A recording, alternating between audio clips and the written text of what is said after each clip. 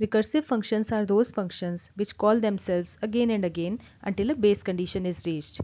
Base condition is a condition that stops recursion. It is a condition that will stop the function from calling itself again and again.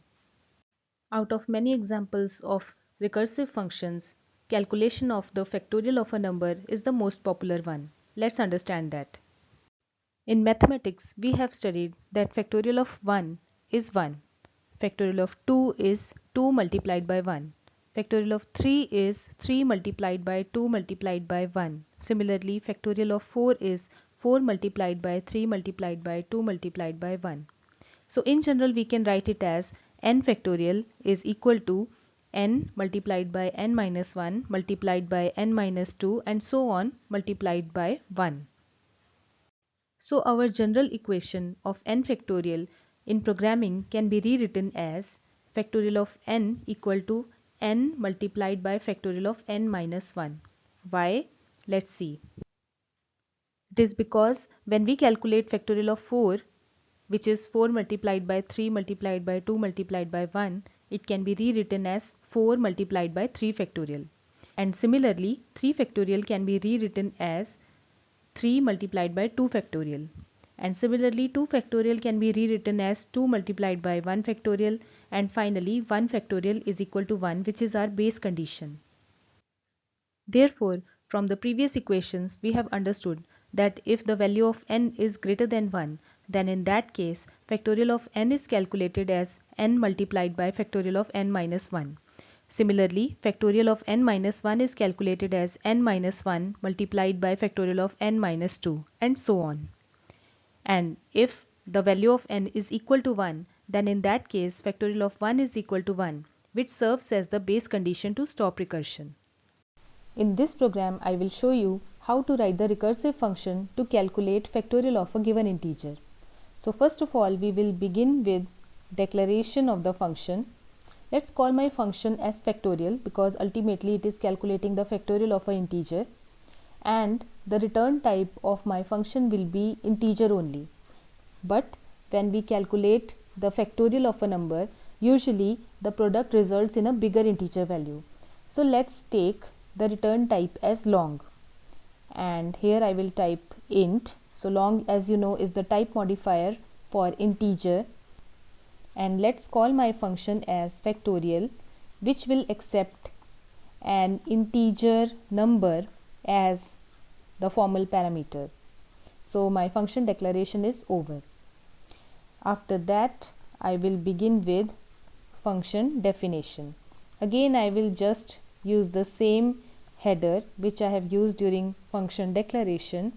Again, I am going to type int number, but here instead of semicolon I will type curly braces, and now I will begin writing my function body. Inside the function body, I have to take care of two conditions. First condition is that if the value of number, that means if number is equal to 1, then in that case we have to return 1 as the factorial output. So we will return 1, and this serves as the base condition. Otherwise, if the number is bigger than 1, then in that case, so if number is greater than 1, then in that case we have to calculate the factorial of the number as n multiplied by factorial of n minus 1. So let us store our factorial in some other variable. Let's call it as result, and here result will be storing number multiplied by factorial of number minus 1. So this becomes our recursive function. So here goes recursion. Recursion is the property of the recursive function to call itself again and again. And we will return here result as the output. And there could be a third condition, that if the number is less than 1, what will happen then? In that case, I will simply display that it is an invalid entry. So I will type here invalid input. That's it. function definition is over. Now we are only left with function call statement. So in order to call the function, we will have to include the main function, because without main function otherwise also the program will not run.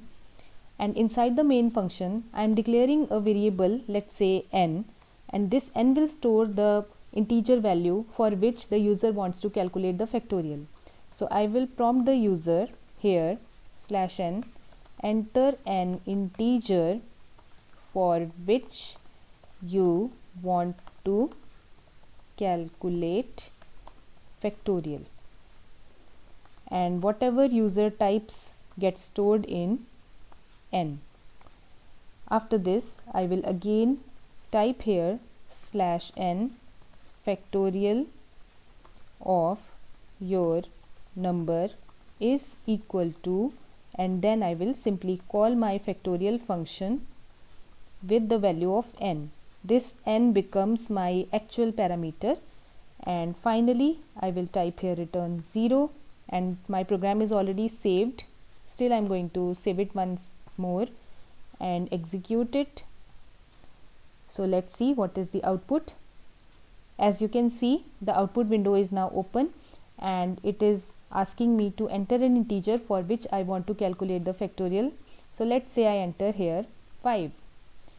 So factorial of my number is 120.